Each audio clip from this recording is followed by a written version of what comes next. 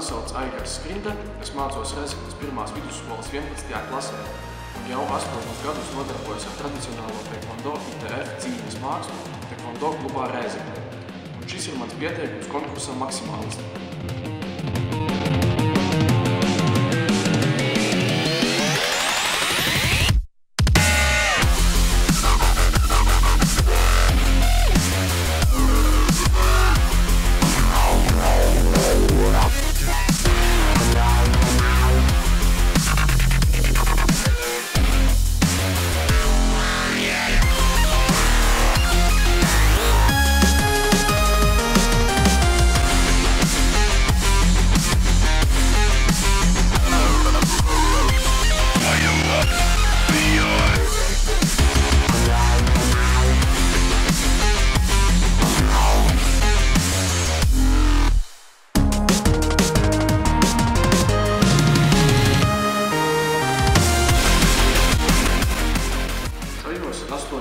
Esmu ieguvis zilo jostu ar sarkano svītu, 3. gults.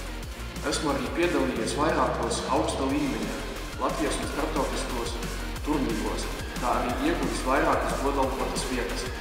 Un pašlaik gatavojos eksāmenam uz sarkanās jostas pakāpi.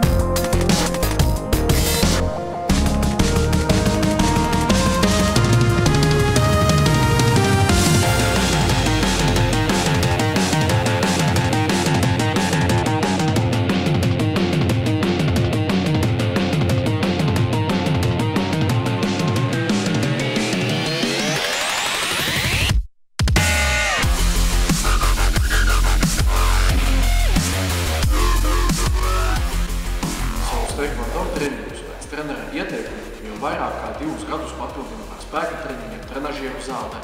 Kā rezultātā nevien mana tehnika ir kļuvusi labāka, spēcīgāka un kvalitatīvāka, bet arī esmu guvis morālo rūdījumu, ko dod smagi fiziskie treniņi.